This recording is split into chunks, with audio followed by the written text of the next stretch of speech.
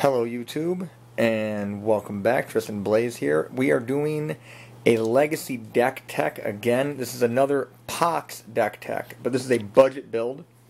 If you remember, the last video I did was a Legacy POX deck, Liliana POX, where we're running Wasteland, Sinkhole, Liliana, running around, financially speaking, around maybe $600-700, depending on where you get the cards. This right here, I'm in my kitchen right now. This right here should be your mono black budget POX build, Legacy legal, and it should run you, if you buy them online and you're not really picky about not really picky about what set the card comes from, or you can get good deals. This is easily built for under $100. And even though it's under $100, it does pack a big punch. My 9-year-old daughter and me, we were playing the mirror match, my POX versus her POX. I won, but she actually got me down to 2 life. So this is actually a good deck. And we're going to start right with the disruption package, like any POX deck. Okay, we're going with blackmail. First turn blackmail really isn't that powerful. It does shine once you get your opponent down to 3 cards or less. Simply because you get to then look at your opponent shows you 3 cards and you choose a card. Now, one of the big advantages blackmail has over Duress, Inquisition, of Kozilek is there is no mana cost that you have to meet. There is no prerequisite like non-creature, non-artifact. You can pick anything. You can pick a land, anything, which is really good because utility lands are very big in Legacy, obviously. Cards like Karakas, cards like Urborg, Mishra's Factory, anything like Maze of Ith, Glacial Chasm. These are very, very, very big cards in various decks. So getting your opponent down to 3 or less cards and then playing blackmail, very easily able to just nab that little land that they might have, maybe a Bajoku Bog or something that they might have, and just kind of stopping something before it gets going. Now, to get them down to that point, you have Funeral Charm, which I believe Funeral Charm was the very, very first, I believe it was the first black instant discard ever printed that came out of Visions. I believe it was. I might be wrong. If I am, just let me know. It's relatively simple. You can have your opponent choose and discard a card, give a creature Swamp Walk, which, if you do include a little bit of extra cash and run Urborg in this deck, pardon me, will give your creatures, will give whatever creature you target the ability to just attack and not be blocked. You can pump your creature +2/+1, or you can you can kill I'm trying to kill a Noble Hierarch. You can kill Dark Confidant with it. So it's a well-rounded card. Costed at 1 mana, the ability to kill a Dark Confidant, make your opponent discard a card. I mean, it's really good. And a lot of POX decks maybe should think of possibly sideboarding it. It just depends on what your meta is. Your Hymn to Torok, obviously, 2 mana, discard 2 cards at random, really good. And then of course Smallpox. I told you about Smallpox in my last video.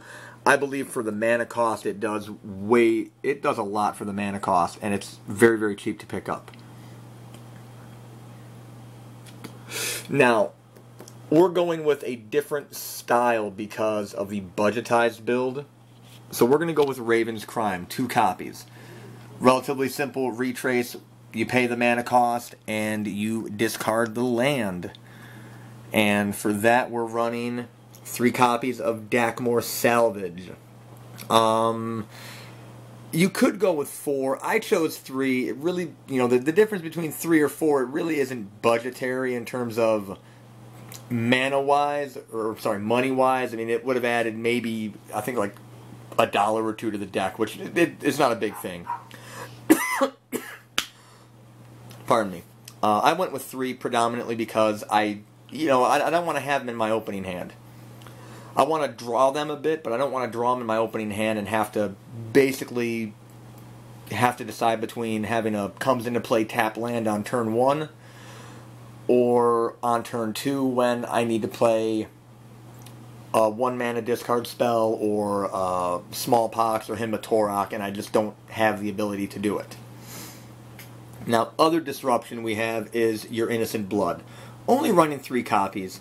Because as a budget build, we're not running Liliana. We're going to run POX in its place, which serves as another form of removal, basically a form of mass removal, if you will, to some degree. And that doesn't target, same with Innocent Blood. Whereas Liliana's -2 ability does say target player sacks a creature.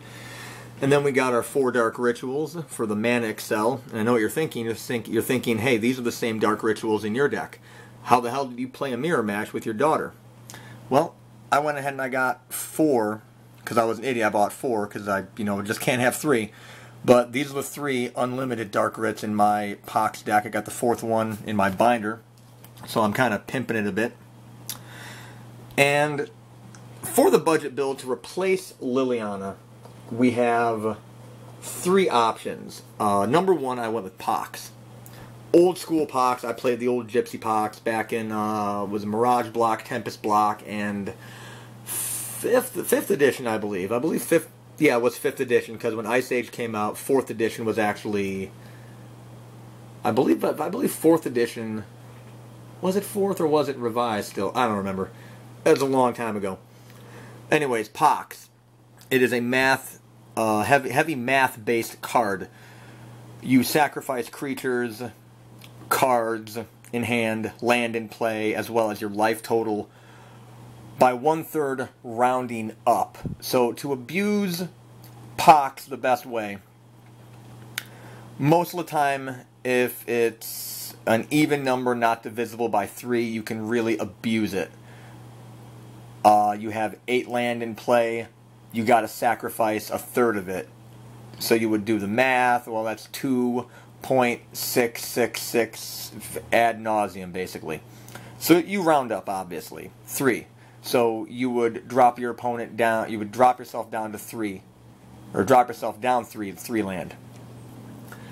The same goes for your opponent. So you can kind of time POX to where it will wreck your opponent's mana base more than it would wreck your mana base. Same with their hand size, their creature base, their life total, same thing. So this is kind of how you would... This is kind of how we would simulate Liliana's -2 ability, but also her ultimate ability. And to simulate the +1 ability for Liliana, I went with Bottomless Pit. You can go with Necrogen Mists out of the first Mirrodin block. It's Necrogen Mist mana cost 2 colorless, 1 black. During each player's upkeep, they discard a card. I went with Bottomless Pit for 2 reasons. 1, I like the artwork, and I used to play this very, very old school card. Number 2, it's random. And the one thing about discard is if your opponent can choose what to discard, they're going to choose to discard the one thing that really isn't going to hurt them to discard. The random ability is what really makes this amazing. You play in a top deck mode half the time. You got your retrace spells like Raven's Crime. Pretty much everything you're running is a sorcery.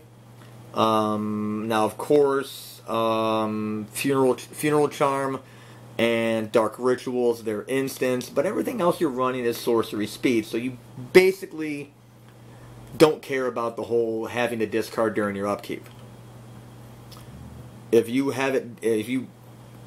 start to control the board, you drop this down, you have a basic +1 Liliana effect every turn that's randomized. And if your opponent is drawing cards more than you, This will keep them, hopefully keep them off of assembling combo pieces quickly enough to beat you. Now for your win conditions, this is where the deck got really weird. I had to figure out win conditions that would go along with POX, small POX, and bottomless pit. So the first thing is I went ahead and I started thinking about the 8-rack style, Shrieking Affliction and the rack, which pretty much is a great way to go, especially budgetized, because more than likely you could get your opponent down to 1 card. So they'll lose 3 life with the Shrieking Affliction and the 2 damage for the rack if they're at 1 card. Now, why do I have 2 of this and 3 of that, you might ask? Well, number one, they're both 1 mana cost, and I don't want to be flooded too heavily with all 8 copies of this. So number one, the rack.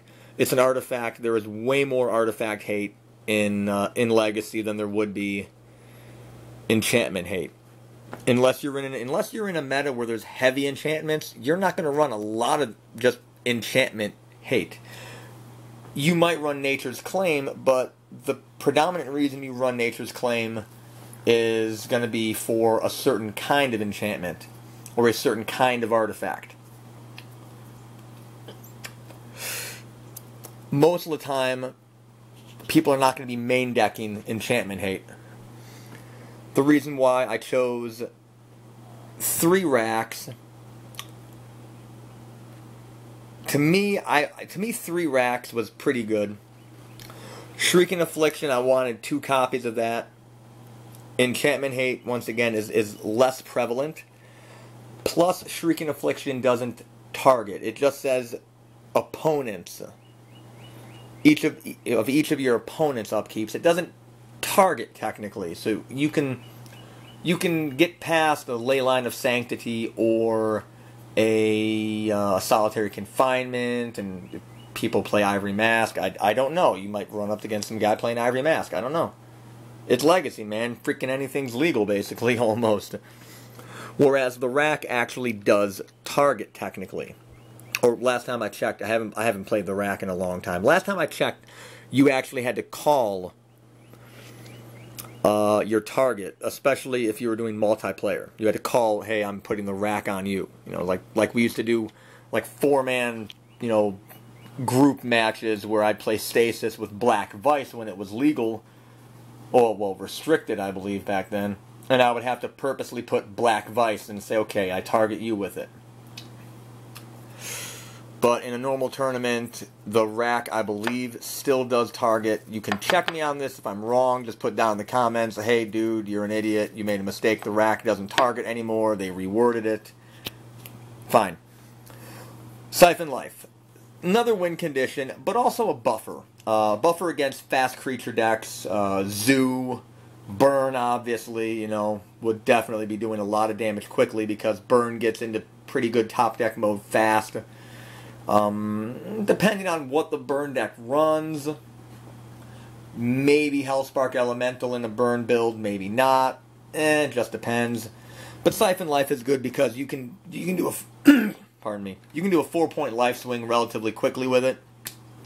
With your deck, more salvages, you can kind of build a little bit of a buffer up and then go to town with, say, like a Nether Spirit or your 2 Mishra's Factories. And those are also the other win conditions. So I wanted to vary the win conditions. You notice the deck I had 4 factories, I have 3 Curse Scrolls, and I got 2 Nether Spirits. So I have, oh god, what was that? I have 9 win conditions. This build here, 1, 2, 3, 4, 5, 6, 7, 8, 9. I have the same number of win conditions. They're just different kinds of win conditions. And then, of course, we got our 20 basic swamps, because we are a budget build, obviously. Now, there's no sinkhole like there is in my build. Budgetary sinkhole variants, I would choose if you wanted to go that route. Reign of Tears, from either Portal or Mercadian Masks or reprinted in 10th edition. 1 colorless, 2 black, destroy target land. Just like Sinkhole, they just added 1 more mana cost. You could go with Choking Sands out of Mirage Block, which is destroy target non-swamp land. So if you're gonna include Urborg, Tomb of Yawgmoth, definitely do not put in Choking Sands, because that's just a non-bow and it's not gonna work. But if you do have Choking Sands, you destroy a non-basic non-swamp land. Choking Sands would deal 2 damage to that land's controller. Then we have Icequake from Ice Age, which is same. You know, all these are same mana cost, 2 black, 1 colorless. Icequake is destroy target land. If it is a snow-covered land, it deals 1 damage to that land's controller. Not thinking Icequake is going to give you a really great return on damage. If your meta is very, very light with black, very, very light on swamps, Choking Sands would be the best option, because you could easily hit a non-basic and take them down by 2. If you just want a random catch-all land destruction, it would be Rain of Tears. That's what I would go with. Adding money to this deck. Once again, this deck right here is a full deck. No sideboard, though, because I would say for a budget build, I don't want to build a budget sideboard. I think that should be up to anybody who wants to pick this deck up, because you know your environment more than I do. The sideboards I put together, those are generic sideboards that I would run kind of as like a catch-all. Like, I can catch everything, kind of. So, figure out the sideboard for yourself. But in terms of adding money to the deck, Urborg would be a good option. Wasteland would be a great option too. Those would be the first 2 cards I would put into the deck for adding money. Wasteland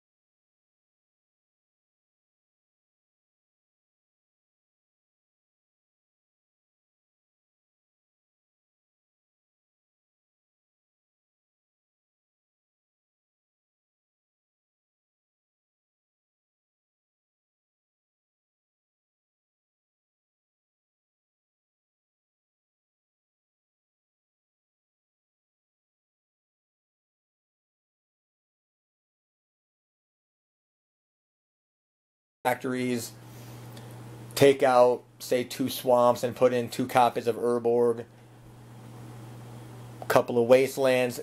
You have a more respectable POX deck, because you got some legacy money cards now.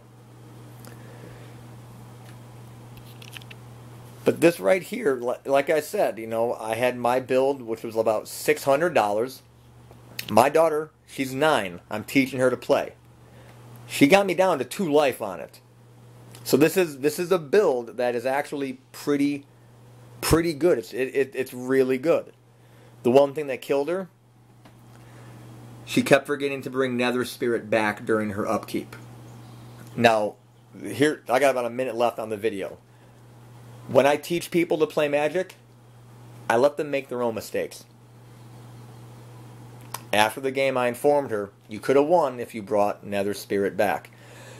You go on the POX primers, you go on the forums, so many people, they're like my age, they're in their 30s, they're in their late 20s, same thing. And I kept forgetting to bring Nether Spirit back. People my age make the same mistake. You gotta learn from it, and it's better you learn now than when you're at a tournament and there's like money on the line. So once again, this is under $100. POX build, legacy legal, and it packs a wallop. So, build it, and dominate in your local meta. Thank you.